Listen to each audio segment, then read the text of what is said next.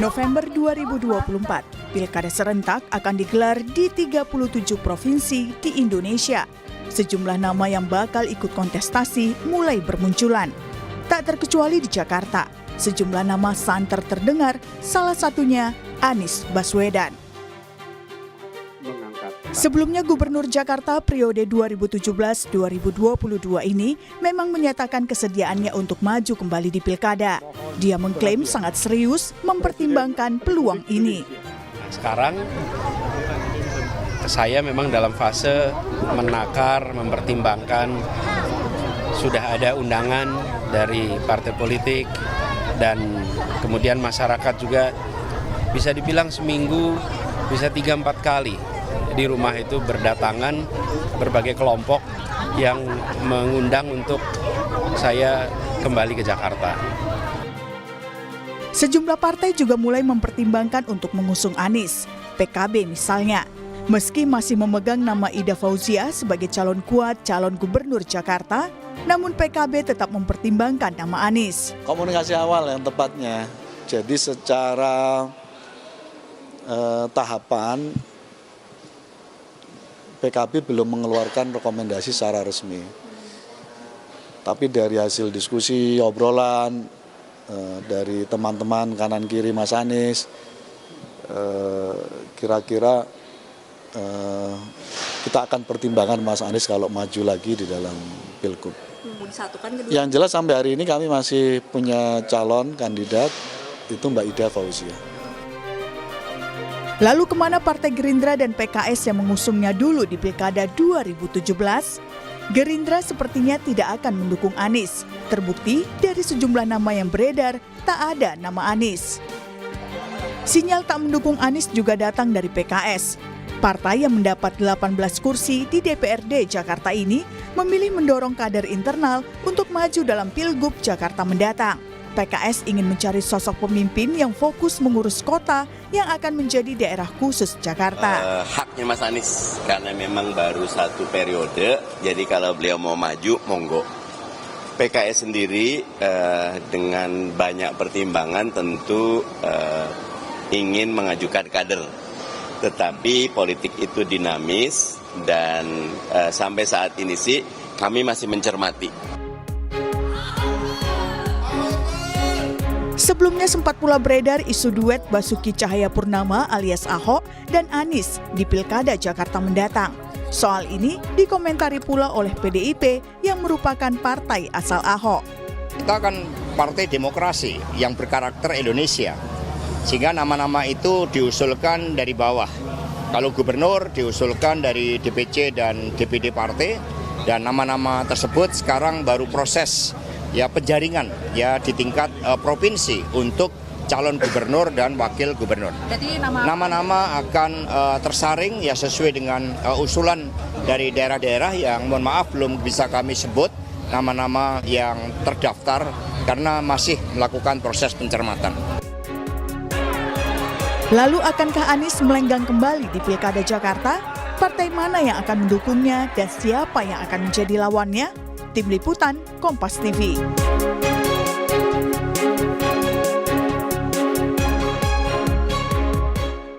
Ya, Saudara, Pilkada serentak akan digelar di 37 provinsi di Indonesia pada November mendatang dan salah satunya di Jakarta. Sejumlah nama yang bakal berkontestasi mulai bermunculan. Salah satunya adalah nama Anies Baswedan, Gubernur Jakarta periode 2017 hingga 2022. Ini memang menyatakan kesediaannya untuk maju kembali di Pilkada.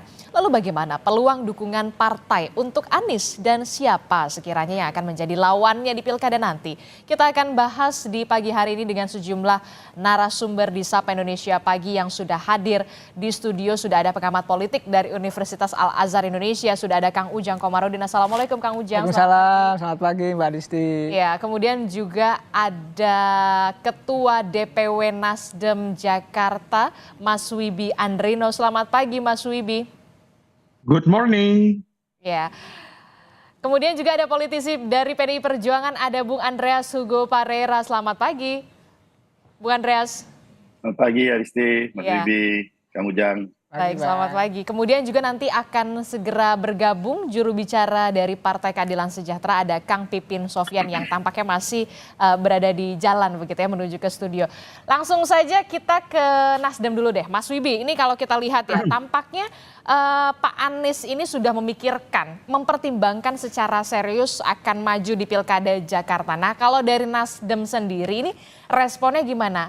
Sudah ada pertimbangan juga nggak sih Pak Anies ini akan masuk di bursanya Nasdem? Jadi memang kalau kami di Nasdem Jakarta sudah mengerucut ya, kita sudah fokus bahwa kita menginginkan our former governor Bapak Anies Rashid Baswedan untuk comeback ke Jakarta. Oke. Memang sebelumnya kita ada beberapa nama, kita mempunyai nama ini ada Mbak Oki Asokawati. Tapi kita melihat bahwa dalam konteks yang lebih pentingnya lagi adalah kepentingan masyarakat, bukan hanya kepentingan daripada partai politik saja, bahwa kadernya untuk maju, tapi bagaimana masyarakat Jakarta hari ini butuh seseorang yang mampu meneruskan program-program yang 5 tahun sebelumnya sudah berjalan dan memang hampir tuntas. Dan kenapa tidak kita fokus pada 5 tahun selanjutnya? Karena konstitusi sudah memberikan ruang itu untuk our former governor untuk bisa melanjutkan di periode kedua. Seperti itu, Mbak. Oke, tadi sempat terputus ada nama Ibu Oki Asokawati, kemudian ada nama Pak Anies Baswedan juga yang disebut-sebut juga ya terbuka sekali untuk comeback untuk di Pilkada. Satu lagi itu siapa Mas Wibi? Bang Ahmad Saroni. Oh, Bang Ahmad Saroni. Kader sendiri berarti ya, betul ya. Nah, kalau melihat ini kan, tadi Anda menyebutkan nih hampir tuntas. Berarti sebenarnya ada PR yang memang belum tuntas di Jakarta yang harus dituntaskan oleh Pak Anies atau Pak Saroni? Iya, kalau kita bicara ada PR yang belum tuntas itu, sebenarnya PR itu dibuat sama orang yang melanjutkan 2 tahun setelah Pak Anies purna tugas di periode pertama. Jadi PR-PR yang terjadi ini adalah ketika pejabat sementara itu datang malah membuat PR-PR itu tidak tuntas seperti itu, Mbak.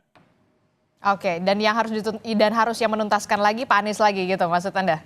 5 tahun ke depan Memang lagi. Sepertinya memang seperti itu karena ini masalah political will. Ketika kita berbicara dalam konteks Jakarta, permasalahan yang hari ini baru kita terima adalah pengusiran paksa masyarakat Kampung Bayam di bilangan Stadion JIS. Juga kemarin yang sempat viral ya tentang kartu Jakarta masih unggul. Yang sempat ramai juga tentang masyarakat rentan, yaitu adalah ketika bantuan sosial ke lansia dipotong dari 600.000 menjadi 300.000. Dan hal-hal yang seperti political will ini memang harus kembali diambil lagi oleh Bapak Anies Baswedan untuk diluruskan setelah mereka kemarin kacau. Oke, kalau dari pernyataan Mas Wibi nih sinyal-sinyalnya Partai Nasdem akan mendukung dan juga mengusung nama Anies Baswedan di Pilkada Jakarta. Tapi nanti kita lihat dulu ya dinamikanya. Tapi kalau saya melihat sih sinyal-sinyalnya akan seperti itu. Nah, kalau dari PDI Perjuangan sendiri, Bung Andreas seperti apa?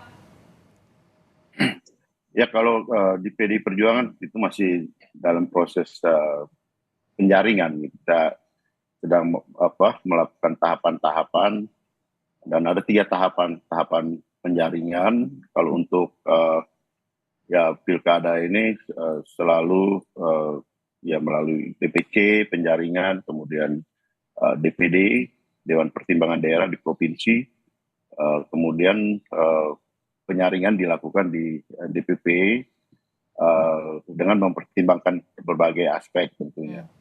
Ya tentu keterpilihan itu penting karena setiap partai yang mengusulkan pasti ingin menang kan. Nah, tapi terlepas dari itu, ya ini untuk ya semua calon lah ya. Dalam kasus ini kita lihat pada Pak Anies gitu, bahwa di dalam pilkada maupun di dalam sistem pemilu yang pemilihan langsung seperti ini, saya melihat selalu ya setiap kandidat itu harus punya 3 modal gitu. Itu modal sosial, dia harus punya modal politik. Ya tentu ya terakhir itu dukungan finansial itu penting, modal finansial itu penting karena kampanye ini perlu biaya. Ya. Nah, Pak Anies ini kan sudah punya modal sosial yang cukup baik dalam arti ya beliau incumbent atau petahana ya meskipun 2 tahun jeda, tapi itu diisi dengan ya dia sebagai calon presiden. Sehingga saya duga kalau di survei pasti, dan beberapa survei sudah menunjukkan seperti itu, bahwa modal sosialnya masih cukup baik gitu. Mungkin pada rating atas lah.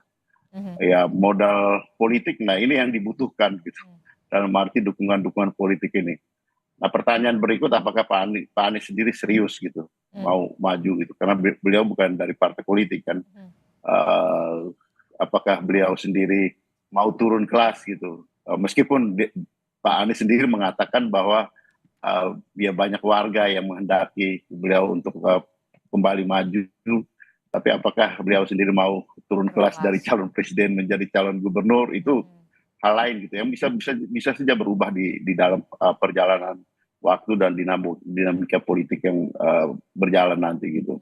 Jadi ya saya kira ya ini proses masih akan berjalan. Nah, di PDI Perjuangan sendiri kita masih sedang melakukan proses penjaringan.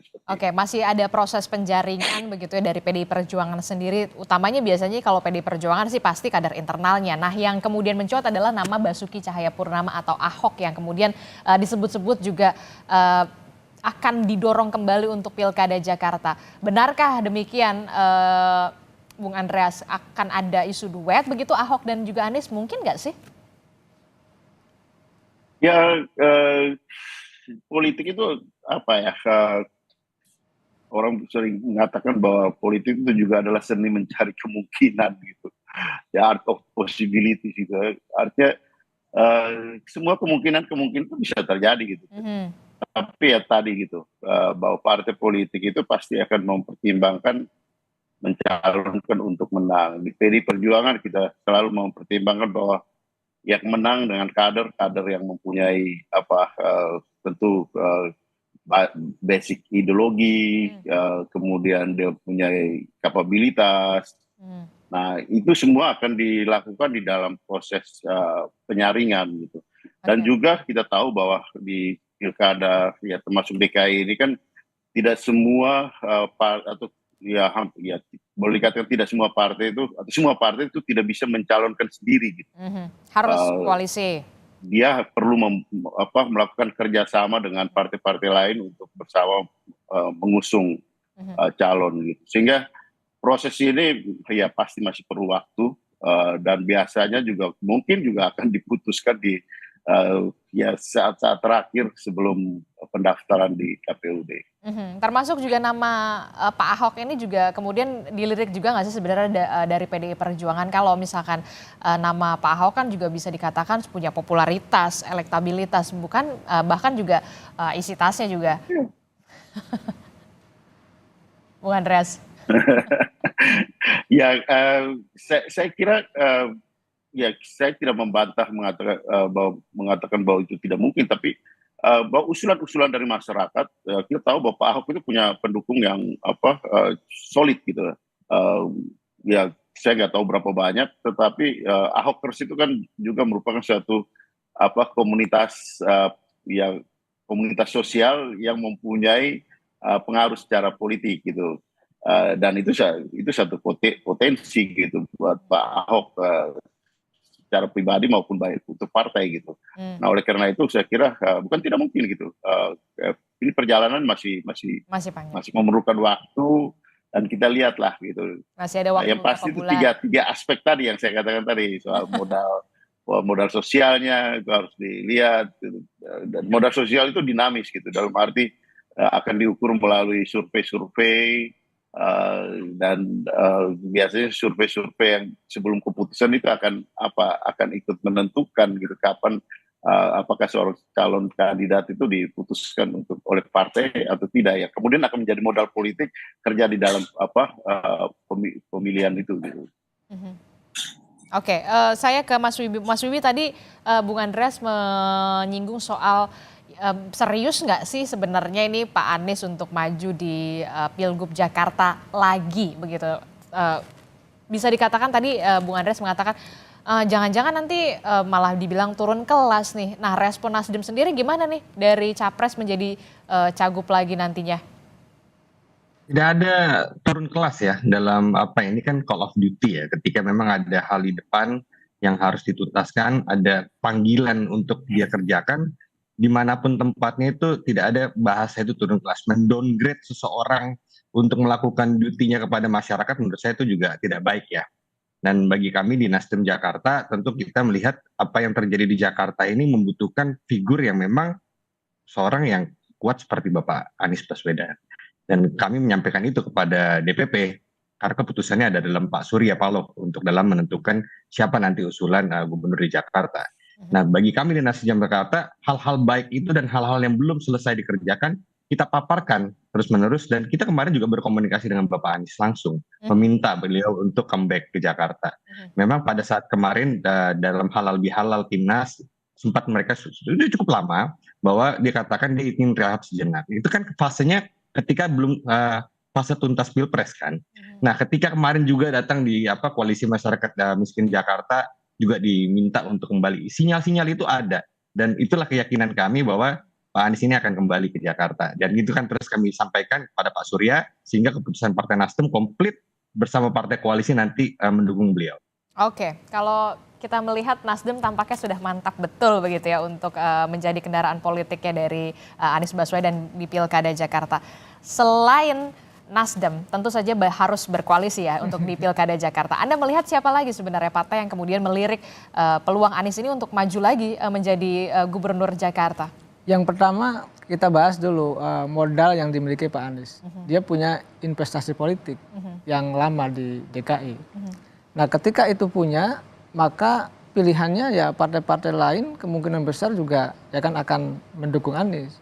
Cuma persoalannya memang harus dihitung tadi apa yang disampaikan Bang Andreas, modal-modal tadi Mbak Adisti katakan tadi, ada modal popularitas, elektabilitas dan isitas. Saya tambah lagi akseptabilitas. Penerimaan dari partai politik maupun penerimaan dari publik. Nah, Anies ini untuk DKI karena dia punya investasi politik yang baik, maka penerimaan publiknya juga ada gitu. Dari partai politik juga mungkin ada. Lalu tadi popularitasnya punya, elektabilitas juga masih tinggi, dan isitasnya juga mungkin sudah banyak karena sudah 5 tahun berkuasa di DKI. Nah, lalu akan adakah partai yang mendorong? Nah, selama Anies punya modal-modal itu, selama Anies punya elektabilitas yang tinggi, saya meyakini Anies akan ada yang mendorong, termasuk tadi Nasdem. Apakah nanti PKB juga akan mendorong? Sinyal-sinyalnya kelihatannya ada gitu. Ya tadi Bang Saiful Huda ya kan ditampilkan di layar bagaimana ada indikasi juga PKB ke sana. Tetapi jangan lupa, mungkin PKB juga bergaining. Apakah mengajukan Ida Fauziah ya kan mendorong sebagai calon gubernur atau wakil gubernur, kita tidak tahu. Lalu yang kita lihat PKS. PKS kemungkinan besar saya meyakini bisa ke Anies juga bisa tidak. Kenapa begitu? Karena begini, kalau PKS itu ada kadernya yang kompeten, artinya ada kadernya yang memiliki elektabilitas yang tinggi, maka kemungkinan besar akan memprioritaskan kadernya. Tetapi kalau kadernya tidak punya yang memiliki elektabilitas yang tinggi, ya maka pilihannya kemungkinan ke Anies kan itu. Karena tadi Bang Andreas mengatakan semua partai politik mengkalkulasi secara rasional ingin menang. Nah, menang itu ukurannya tadi paling tidak 3+1 itu. Akseptabilitas, popularitas, elektabilitas dan isitas. Nah, dalam konteks itu Anies punya peluang ini, posisinya incumbent. Nah, tinggal bagaimana sebenarnya partai politik ini tadi apakah mampu berkoalisi 20%. Tetapi tadi kita lihat PKS kelihatannya masih pipi-pipi, dan Gerindra yang menarik. Gerindra kita tahu dulu mendukung Anies, dan kita lihat dulu sejarahnya, saya tahu itu dulu Pak JK itu ketika wakil presiden menelepon Pak Prabowo untuk mendukung Anies ketika itu di DKI. Nah, saya meyakini Gerindra ini punya atensi khusus di DKI. Dan Pak Prabowo sebagai presiden terpilih yakin akan mendukung kadernya di DKI. Nah, mungkin pertarungannya yang menarik adalah di situ. Pertarungan bahwa Anies nanti seandainya maju dengan kekuatan Gerindra yang menurut saya sudah menjadi partai pemerintah nanti ya, dan di situ ada Pak Prabowo. Saya membayangkan begini, ada daerah-daerah di Pulau Jawa khususnya, misalkan DKI, Banten, Jabar, Jateng, Jawa Timur, Sumut, Sulsel, yang basis masanya besar, itu kemungkinan besar juga akan didorong oleh partai-partai koalisi Indonesia Maju. Jadi yang didorong itu partai koalisi Kim, pemenang Pilpres. Oleh karena itu bagi daerah yang misalnya daerah yang kecil pemilihnya itu akan dilepas. Nah, DKI ini menjadi atensi khusus menurut saya bagi Kim juga, termasuk Pak Prabowo yang untuk memunculkan jagonya. Nah ini yang akan menarik menurut saya. Mungkin nggak kemudian Pak Prabowo setelah kemarin berduet, berdebat begitu ya kan di Pilpres, kemudian mendukung lagi begitu sosok Anies Baswedan untuk maju di Pilgub Jakarta, mungkin nggak? Kalau saya nggak yakin. Nggak yakin? Dan kalau mungkin, tapi kemungkinannya kecil. Kecil? Ya, jadi kenapa? Karena Jakarta strategis, Jakarta atensi besar Partai Gerindra, Jakarta atensi besar Presiden terpilih, maka kelihatannya juga akan mendorong kadernya sendiri dari Partai Gerindra. Dan menurut saya sesuatu yang bagus saja. Ada incumbent ya kan, Anies yang akan didorong oleh partai yang lain, misalkan Nasdem atau dengan koalisinya, ada Partai Gerindra juga yang juga akan berkoalisi dengan partai yang lain. Dan ini menurut saya persaingan yang sehat, asalkan dilakukan dengan kontestasi yang baik, dan itu akan membuat warga DKJ ya sekarang itu memilih berdasarkan kepada ya visi misi dan programnya itu. Kalau saya arahnya ke sana sih mendorong. Menarik ini soal Gerindra ini ya, Ya, pakai Kang Ujang. Nah, kalau dari Gerindra sendiri Anda melihatnya siapa sosok? Ya kalau nama yang muncul 4, ya kan. Tapi saya melihatnya 2 lah yang kelihatannya kuat. ya. Pertama Saras kelihatannya, terus Budi Jiwandono kelihatannya. Saya melihat 2 inilah sebenarnya kelihatannya yang menarik, kelihatannya yang akan didorong oleh Partai Gerindra untuk berkontestasi di DKI. Saya melihatnya begitu. Dari 2 nama itu yang merupakan kader internal dari Partai Gerindra, mungkinkah kemudian bisa menyaingi nama dan popularitas dari Anies Baswedan? Jadi jangan dijawab dulu, tetaplah bersama kami di Sapa Indonesia Pagi. Masih bersama kami di Sapa Indonesia Pagi, saudara, masih membahas soal panasnya Pilkada Jakarta. Sejumlah nama mencuat, salah satu yang kemudian menjadi tengah diperbincangkan adalah nama Anies Baswedan yang kita tahu memang popularitasnya moncer sekali di Jakarta. Masih bersama saya ada dari Nasdem Mas Wibi, kemudian ada Bung Andreas Hugo Parera dari PD Perjuangan, dan juga ada Kang Ujang. Kang Ujang tadi melanjutkan pertanyaan saya. Dari 2 nama tersebut yang di kader dari internal Gerindra ini, bisa nggak sih menyaingi popularitasnya Anies Baswedan yang bisa dikatakan ini moncer sekali gitu loh di Jakarta? Ya, ini pertanyaan juga, apakah mampu bersaing gitu ya dengan Pak Anies? Waktu masih 7 bulan lagi. Itu survei-survei sedang jalan nih, semua partai sedang jalan. Dari Mei ini ya? Ya, jadi kemarin juga saya survei di provinsinya lain sudah jalan, sudah kelihatan mana yang berpotensi untuk bisa maju di wilayah masing-masing, termasuk di DKI gitu. Nah, saya melihat ketika Anies itu tinggi, makanya harus ada lawan yang sepadan. Nah, apakah misalkan Saras, Budi Jiwandono, apakah menjadi lawan sepadan juga? Maka harus di-tracking, harus dilihat dari perjalanan tadi ya, bulan Mei, Juni hingga sampai bulan Agustus. Karena kita tahu pendaftaran di bulan Agustus. Nah, harus dilihat, dikalkulasi secara rasional, elektabilitasnya seperti apa. Nah, kalau nanti elektabilitasnya tinggi, ya punya potensi untuk bisa menyaingi. Tetapi yang menarik bagi saya bukan soal itu saja, bahwa ketika Partai Gerindra punya atensi, ketika misalkan katakanlah Saras maupun Budi didorong katakanlah, maka ini kan soal kekuasaan. Kekuasaan itu kan yang nggak mungkin bisa mungkin, yang kalah juga bisa menang kan begitu. Jadi dalam konteks itu juga menurut saya ini pertarungan yang menurut saya akan, kalau terjadi itu akan menarik. Karena walaupun misalkan seandainya Saras elektabilitasnya masih kurang, dengan Budi juga masih kurang dibandingkan dengan Anies, maka bisa jadi bahwa karena dorongan kekuasaan itu juga menjadi kuat. Jangan lupa, misalkan kayak Gibran dulu di Solo juga karena ayahnya presiden ya menang juga. Bobi juga di Sumut juga karena didukung, disupport oleh presiden juga menang juga gitu. Oleh karena itu dalam konteks di Jakarta pun seandainya didukung oleh kekuasaan, potensi bersaingnya juga bisa begitu, walaupun elektabilitasnya mungkin kalah oleh Anies Baswedan begitu. Oke, kita akan tunggu, masih ada 7 bulan lagi kalau kata Kang Ujang ini untuk melihat siapa sebenarnya sosok yang kemudian bisa menandingi popularitas dari Anies Baswedan yang bisa dikatakan cukup cemerlang dan gemilang, harum namanya di Jakarta. Nah, sudah bergabung bersama kita di studio dari Partai Keadilan Sejahtera, ada juru bicara PKS, ada Kang Pipin Sopyan. Selamat pagi, Assalamualaikum Kang Pipin. Waalaikumsalam Mbak Disti, Bang Ujang. Ya, Kang Pipin, ini kita membahas soal bagaimana peluang Anies Baswedan untuk kembali maju dalam kontestasi Pilkada Jakarta. Kalau tadi kita sudah melihat dan juga mendengar dari Nasdem ada Mas Wibi mengatakan sepertinya mantap betul untuk memajukan nama Anies Baswedan di Pilkada Jakarta dari Partai Nasdem. PKB juga sudah mempertimbangkan begitu. Nah, kalau Partai Keadilan Sejahtera sendiri bagaimana? Memang Koalisi Perubahan sudah bubar begitu, tapi kita tidak bisa memungkiri PKS, PKB, Nasdem itu namanya atau perolehan suaranya di Jakarta ini tinggi juga karena mungkin ada efeknya Pak Anies Baswedan juga. Ya, tentu kami juga memperhatikan itu ya, bahwa ke depan pilkada ini bagi kami memang sebetulnya relaksasi politik ya. dari ketegangan kemarin di Pilpres, maka kita ingin pilkada ini lebih cair. Jadi mungkin bisa jadi koalisi yang bisa terbentuk kemarin Nasdem dan PKB, tapi bisa jadi kami juga bisa dengan Gerindra, misalnya dengan PDIP, dengan manapun ya, untuk mengurangi ketegangan politik pasca Pilpres. Bagi kami memang pilkada ini tentu punya chemistry yang agak berbeda ya. Jadi beda dengan tingkat nasional, tapi kita ingin tentu ada dua kemampuan yang harus dimiliki oleh seorang calon. Yang pertama adalah capacity to win, yang kedua adalah capacity to govern. Kemampuan untuk menang, kemampuan untuk memerintah. Ini yang penting bagi kami. Jadi kami ketika saat ini menyeleksi calon-calon kepala daerah, dua syarat itulah. Dan sosok Anies Baswedan itu ya tentu. Jadi itu. bagi kami sosok Pak Anies memang memiliki keduanya itu. Ya, capacity to win dari sisi elektabilitas bagus, dari sisi penerimaan. Nah ini catatannya, apakah memang dari sisi penerimaan PKS memang unggul di Jakarta, tetapi kita butuh mitra koalisi yang dulu sebetulnya ketika kami mengusung Pak Anies itu juga tidak mudah.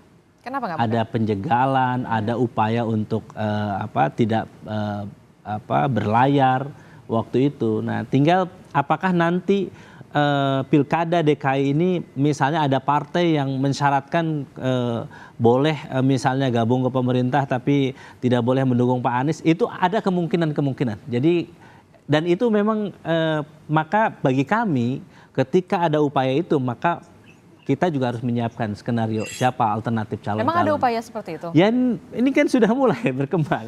Jadi kalau di pembicaraan elit yang tidak diungkap kepada publik, ya pembicaraan itu akan ada saja upaya untuk penjagalan calon satu dengan calon yang lain. Tetapi bagi kami saat ini memang kami perhatikan sosok Pak Anies ini dari sisi kapasitas tentu kita sudah melihat kerjanya, dari sisi elektabilitas juga baik, tinggal akseptabilitas apakah memang memenuhi 20% untuk mengajukan calon. Nah, alternatif bagi PKS tentu kami sesuai dengan arahan Presiden PKS, kami ingin nanti kader PKS yang menjadi calon. Jadi apakah nanti jadi gubernur atau wakil gubernur. Jadi ini syarat yang sudah kami sampaikan. Jadi karena kami punya pelajaran di 2017 ketika waktu itu Sandi Mardani tidak terjadi. Kemudian waktu itu juga harusnya Anies Syaihu waktu itu sebagai pengganti Ariza juga tidak terjadi. Ya. Bagi kami saat ini memang karena kami ingin bahwa amanat dari warga DKJ kepada PKS ini sangat luar biasa, maka kami akan gunakan sekemampuan kami agar bisa tokoh kader PKS ini menjadi pimpinan di DKI ini. Oke, ya. Menarik tadi yang Anda sebutkan ada upaya-upaya semacam itu. Jadi sebenarnya PKS mau gabung pemerintah atau kemudian mau mengusung Anies di Jakarta? Nah ini pilihan Anda, bagi kami PKS. memang beda di PKS ya. Kami sampai saat ini kan berada di luar pemerintahan. Ya, dan kami belum memutuskan di luar atau di dalam pemerintahan. Dan bagi kami keputusan kami untuk Pilkada DKI ini memang tidak ada kaitannya kalau kami. Jadi kalau kami mau memutuskan secara independen misalnya mendukung Pak Anies ya mendukung Pak Anies saja. Sebagaimana kemarin kami tidak tergoda dengan bujuk rayu partai manapun, kami mendukung Pak Anies Baswedan. Tetapi kami tentu menyiapkan plan B alternatif. Misalnya kami saat ini yang disampaikan oleh Pak Mardani, kami juga berkomunikasi dengan Pak Sudirman Said misalnya sebagai tokoh alternatif lah kalau misalnya nanti tidak terjadi dukungan kepada Pak Anies, maka kemungkinan Pak Sudirman Said ini sebagai tokoh yang karena beliau kemarin juga terlibat dan sebagai sosok perubahan juga tentu bagi PKS sendiri memang ketika kita punya agenda perubahan di tingkat nasional, kita juga berharap kalaupun itu tidak terjadi di tingkat nasional, maka kita bisa menggunakan agenda perubahan itu di tingkat lokal. Maka beberapa calon kepala daerah membawa isu memimpin perubahan di masing-masing daerah. Nah, salah satunya di DKJ saya kira perlu diperhatikan. Oke, respon Anda Mas Wibi gimana nih? Dulunya kan rekan koalisi begitu ya, koalisi perubahan. Melihat tadi PKS, pernyataan dari PKS sendiri, bagaimana Mas Wibi? Wah, kita dengan PKS itu udah bestie, jadi nggak ada isu lah. Jadi kita pahami apa yang disampaikan teman-teman PKS. Nah, saya rasa ke depan kita pasti akan jalan bareng. Singkat aja saya. Oke, Oke, baik.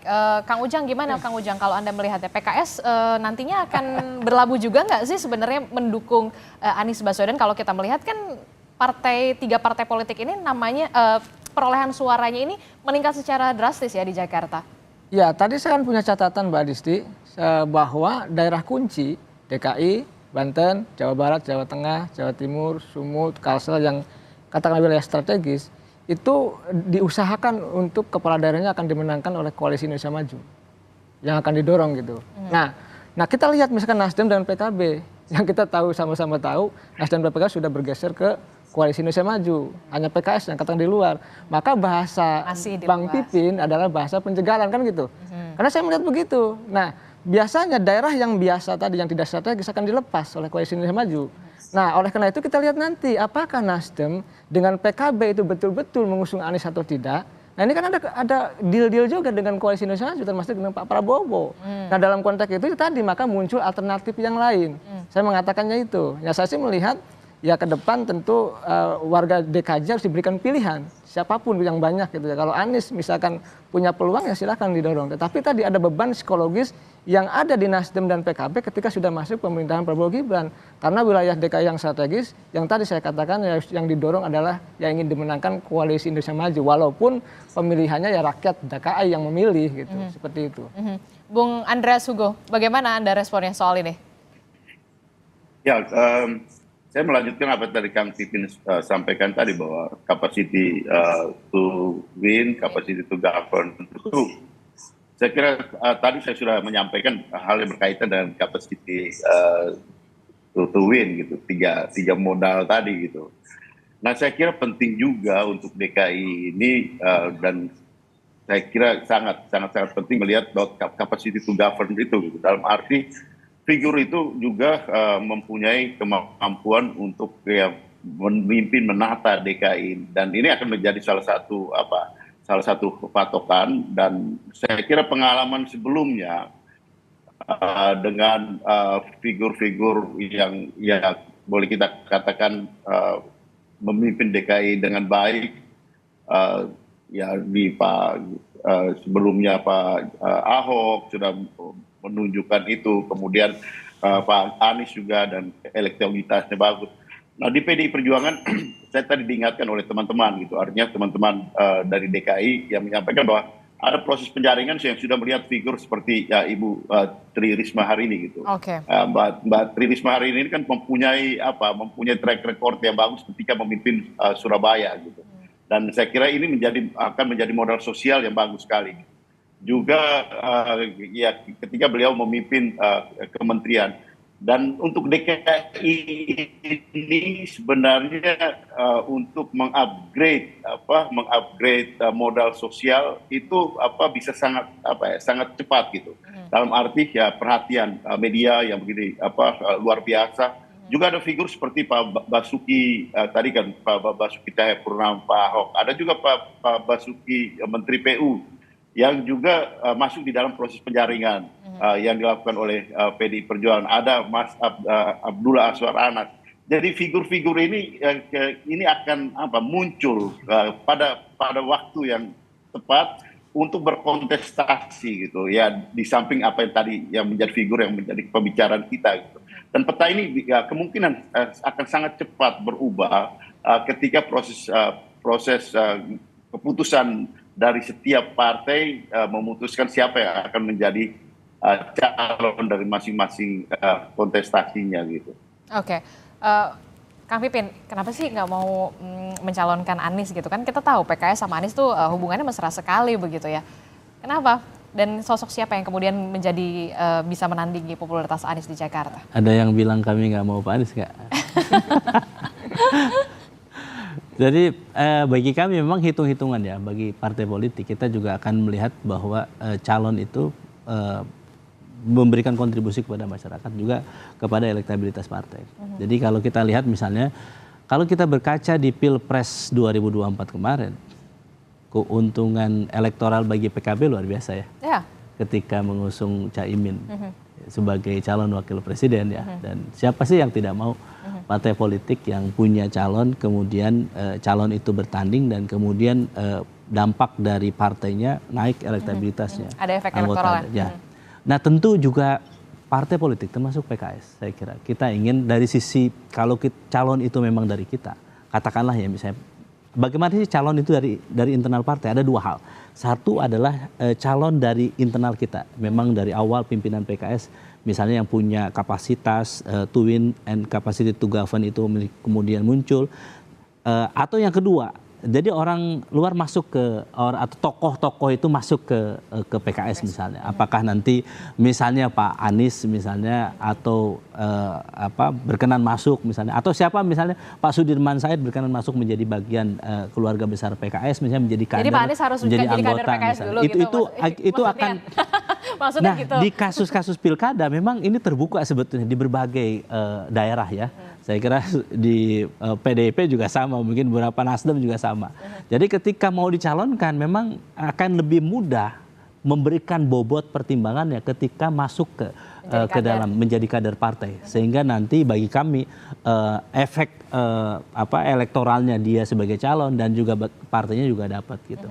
Kenapa sih sebetulnya calon itu misalnya kami menghendaki menjadi bagian internal kami keluarga besar PKS supaya nanti memahami, menjiwai visi misi platform pembangunan yang dimiliki oleh PKS sehingga tahu bahwa memang betul setiap orang tuh beda sih kalau orang berdiri sendiri dengan orang berjamaah ya berorganisasi itu akan memahami dinamikanya itu.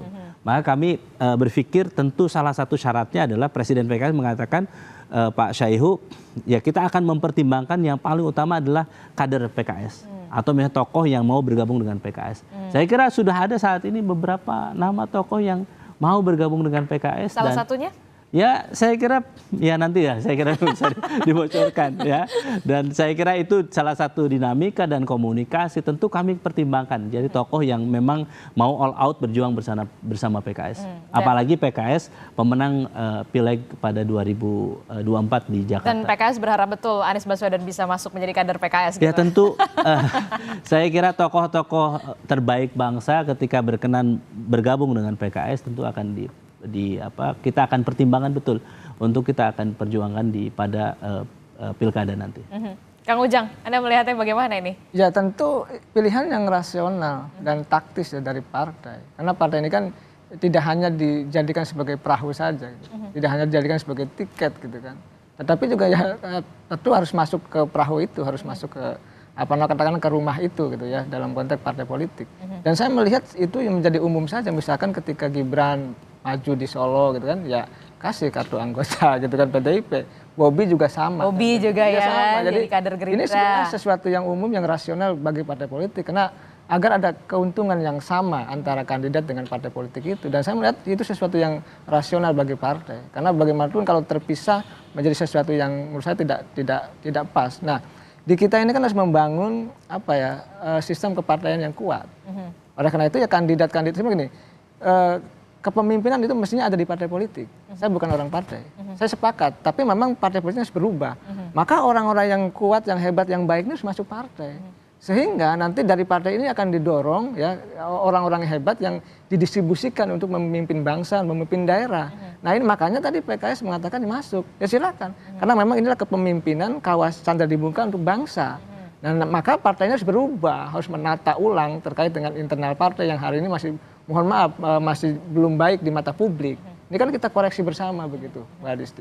Kaderisasinya masih menjadi PR tersendiri ya. Ya Nah yang jadi pertanyaan kemudian mau nggak sebenarnya Pak Anies untuk jadi kadernya PKS? Ya tentu akan ada pertimbangan yang lama, yang berat bagi Anies mungkin. Karena beliau itu kan dari dulu tokoh independen ya. Kita udah tahu itu. Yang karakternya kuat dalam konteks dia sebagai tokoh publik gitu. Dan kita lihat sebagai dosen dia punya kapasitas tadi yang dikatakan oleh Bang Pipin dan memang itu mumpuni dalam konteks itu.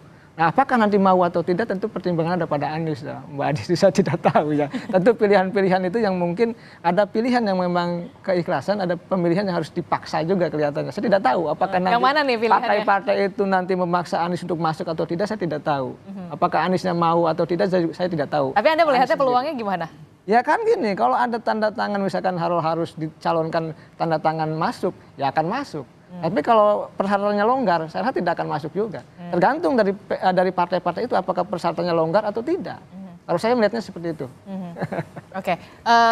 Ini kan ada juga yang mengatakan begini, ada juga yang mengatakan begini, nama Anies Baswedan ini tetap harus ada di pemerintahan menjadi pemimpin kepala daerah paling tidak, walaupun memang ada yang mengatakan ya ntar turun kelas dong begitu.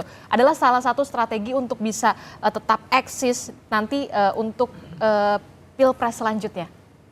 Ya ada dua ya, kalau kita baca Mbak, kita nih kalau tokoh itu melihatnya dua. Satu eksistensi, yang dua konsistensi. Dua hal yang harus dijaga oleh semua tokoh publik, termasuk oleh Pak Anies dan Pak Ganjar. Nah ya. Ya pilihannya itu, jadi kedua tokoh ini termasuk Pak Mahfud juga. Menjaga eksistensi, menjaga konsistensi. Kalau konsistensi istiqomah gitu. Eksis tidak istiqomah juga tidak bisa, jadi dua-duanya harus berjalan. Ya ini harus dilakukan oleh Pak Anies dalam konteks itu. Maka pilihannya ketika misalkan orang mengatakan turun kelas ya tidak juga, karena untuk menjaga eksistensi dan konsistensi itu, dan perjuangan mohon maaf ya, DKJ adalah daerah yang strategis dan saya masih melihat potensi gubernur nanti menjadi capres masih akan dipertimbangkan di 2029 nanti. Maka sekarang partai-partai untuk tadi masih katakanlah melirik kadernya kalau PKS, kalau tidak ada misalkan ya melirik tokoh lain itu, dan saya rasa pertimbangannya semua kalkulasi-kalkulasi rasional yang saya lihat begitu. Dan nama Anies Baswedan tetap harus berada di struktur paling tidak kepala daerah supaya namanya juga tidak dilupakan atau tidak tenggelam. Ya gini, dalam konstruksi teoritik ya ada power center. Jadi biasanya di kita ini di Indonesia bahwa orang yang punya jabatan, yang punya kekuasaan yang memudahkan, mereka punya akselerasi untuk bisa menempatkan diri di tempat manapun. Misalkan Pak Anies kenapa bisa maju? Karena gubernur. Walaupun waktu itu ada jeda ya, tapi gubernur jangan lupa. Yang kedua semua, misalkan Pak Ganjar juga gubernur. Ya lalu Mas Gibran juga wali kota gitu loh. Ya kan Pak sekarang Mahfud jadi pilih. Tadinya.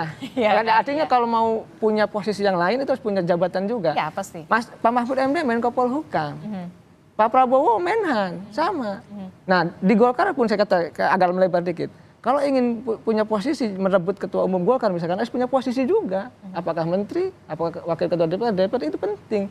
Kalau kita tidak punya sesuatu yang tidak punya sumber daya, kekuatan yang kita miliki, agak sulit juga untuk bisa bersaing di tempat lain, termasuk untuk meraih jabatan yang lebih tinggi lagi begitu. Kalau Bung Andreas Sugeng sendiri bagaimana melihatnya? Kalau misalkan Anies memang harusnya supaya tidak terlupakan begitu, tidak tenggelam. Lalu bagaimana nama Ganjar juga harusnya juga supaya nggak tenggelam juga. Bagaimana strateginya ini, Bung Andreas? Ya, Pak Ganjar tentu ada tempatnya nanti dalam arti bahwa apa yang dikatakan oleh Kang Ujang itu betul, dalam arti bahwa kalau kita mau ya artinya partai mau merawat menjaga kadernya tentu perlu diberikan ruang sehingga dia bisa berakselerasi. Begitupun dengan ya figur atau kader itu sendiri gitu, tentu harus menjaga ya eksistensinya dan konsistensi, komitmen di dalam aktivitas politiknya gitu. Saya sepakat dengan hal tersebut gitu. Tapi tentu kita tahu juga bahwa di dalam perjalanan dan dinamika politik ini kan tidak sendirian mereka kan, atau tidak sendirian para kader tersebut itu. Banyak kader-kader lain juga ya dalam dinamika politiknya berakselerasi dan melakukan manuver-manuver politik yang sesuai dengan target-target politiknya masing-masing gitu. Dan itu hal yang sangat biasa di dalam masyarakat demokratis seperti Indonesia sekarang ini gitu. Pak Anies itu akan mempertimbangkan aspek-aspek tadi gitu. Saya tadi katakan bahwa ya turun kelas gitu dalam arti bahwa ketika mencalonkan di DKI itu juga saya kira itu juga fakta gitu. Apakah dengan itu akan mengganggu eksistensi dan konsistensinya gitu sebagai seorang politisi gitu. Ya itu akan dilihat oleh masyarakat ke depan bagaimana dinilai oleh masyarakat ketika beliau tampil katakanlah ketika beliau tampil kembali di Pilkada DKI nanti gitu. Jadi proses ini akan sangat terbuka gitu di masyarakat yang terbuka demokratis seperti yang kita alami sekarang. Selama itu tidak diintervensi melalui hal-hal yang faktor X di dalam pilkada ke depan tadi gitu. Seperti yang dikatakan oleh Kang Ujang, bahwa pengalaman kita dengan pilpres dan pilpres kemarin itu ya faktor-faktor yang ya saya katakan tadi terbuka demokratis itu banyak diintervensi oleh ya melalui intervensi faktor X kekuasaan yang kemudian mengganggu proses yang terbuka dan dinamis dan demokratis tadi gitu. Tapi kita berharap bahwa ke depan di pilkada itu pun berjalan seperti itu.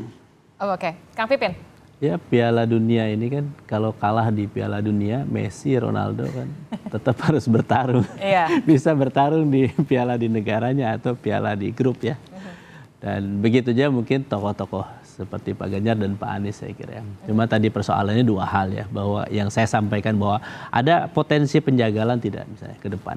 Atau misalnya kompetisi politik itu tadi salah satu modal politik yang disampaikan oleh Bang Andreas itu ada di dua hal ya. Pertama adalah apakah memang partai-partai politik ini bisa bersepakat cukup kursi untuk mendukungnya. Apakah misalnya karena tidak ada yang dominan seperti dulu PDIP misalnya di tingkat nasional atau di beberapa daerah juga ada sebetulnya yang kita bisa mencalonkan sendiri. Tetapi Jakarta nggak bisa. Kami PKS harus berkoalisi. Ya, jadi nanti teman koalisinya oke nggak untuk mencalonkan Pak Anies misalnya. Jangan-jangan ada by order misalnya, oh Pak Anies nggak mau misalnya sehingga tidak bisa dicalonkan, misalnya itu memungkinkan. Yang kedua adalah penjagalan, bukan penjagalan, tapi ketika masuk tadi yang kami khawatirkan adalah lapangannya menjadi tidak datar sebagaimana Pilpres kemarin. Ada upaya untuk politisasi bansos, politisasi aparat dan sebagainya yang itu KPK dan MK sudah memberikan catatan bahwa ke depan tidak boleh lagi terjadi sebagaimana terjadi di Pilpres. Nah, bagi kami memang calon yang kira-kira bisa diterima oleh semua pihak ini memang tidak mudah. Ya. Diterima di kalangan elit dan diterima di kalangan kaula elit ya. Masyarakat ini tidak mudah. Nah, untuk itu ikhtiar ke depan kan ada waktu sampai bulan Agustus ini tentu dinamis ya. Sekarang bulan Mei, Juni, Juli ya penjajakan calon, melihat bagaimana elektabilitas antara kandidat dengan kandidat yang lain dan komunikasi politik ya. Tentu tadi ada upaya untuk rekonsiliasi ya dalam tanda petik misalnya lelah, ada elit yang ngobrol sama kita, lelah nih kalau kita masih head to head, kita harus melawan pihak tertentu begitu. Ada yang menyampaikan itu. Nah, tentu hal-hal seperti ini yang menyebabkan pilihan-pilihan politik ini menjadi terbatas. Ya, nah tentu bagi kami PKS concern utama kami adalah bagaimana tadi dua capacity to win. Kemampuan untuk menang ini tentu akan dilihat elektabilitas, kemampuan untuk pemerintah membangun Jakarta ini sangat penting. Nah, kita akan melihat prestasi-prestasi itu, rekam jejak itu ya, tentu kami sekali lagi akan memprioritaskan internal kader partai atau orang yang memang berkenan bergabung dengan PKS dan kemudian kita berjuang bersama secara maksimal. Tetapi tentu kami juga membuka ruang ya bagi tokoh manapun termasuk Pak Anies untuk bisa diusung, tetapi tadi bagaimana kita akan komunikasi dengan partai lain. Harus ada kartu anggota PKS. Ya, saya kira beberapa nama saya kira kami sampaikan. Ketika kemarin Pak Anies juga kita sampaikan, Pak Sudirman Said ketika komunikasi juga, ayo bersedia untuk menjadi bagian dari keluarga besar PKS, kita berjuang bareng, kita pahami platform perjuangan PKS, visi misi PKS ke depan sehingga bisa diperjuangkan di berbagai daerah. Terakhir singkat saja Mas Wibi, apakah nanti Nasdem, PKS dan juga PKB akan melakukan pertemuan juga supaya ada titik temu nih untuk mantap mengusung Anies Baswedan di Pilkada Jakarta, Mas Wibi? Sebelum saya bilang itu, saya ingin menyampaikan pertama, positioning Nasdem itu pasti kita di Jakarta sudah hampir pasti dan bulat mendukung Bapak Anies Baswedan maju kembali. Dan dalam konteks nanti siapa yang mendampingi beliau, kita terbuka saja nanti. Mungkin teman-teman dari PKS bisa, kemarin kan udah ada PKB tuh Caimin kan untuk di Pilpres. Ya gantian mungkin dari PKS bisa mengusulkan namanya untuk mendampingi. Itu pun kalau misalnya berkenan. Mantap. Nah, jadi, tapi kan PKS kan nomor 1 di Jakarta, masa jadi wagub? Gak apa-apa. Mas Pipin seneng lah kalau saya ngomong kayak gini. Jadi bagi kami di Nasdem nih kita tuh ingin menjaga kerukunan antara teman-teman mitra koalisi kami di Pilpres. Jadi ketika nanti kita bisa jalan bareng itu kan bagus. Kompak dengan PKS, kompak dengan PKB, jadi jalannya itu juga enak ke depan. Nah, dalam konteks yang lain-lain, saya rasa tinggal berkembang aja diskusinya, proses berjalan. Tapi bagi kita di Nasdem, kita sangat amat dengan tangan terbuka, dengan kehangatan menyambut teman-teman untuk bisa berkontestasi bersama di DKI Jakarta. Terima kasih. Oke, kita akan tunggu bagaimana nanti dinamika politiknya masih cair ini, masih 7 bulan lagi, masih ada waktu terutama ya untuk PKS memikirkan apakah nanti akan mengusung kader internalnya dari PKS atau mungkin ada nama baru atau mungkin kita nggak pernah tahu, mungkin nanti Anies Baswedan akan masuk ke PKS gitu kan? Kita juga nggak tahu.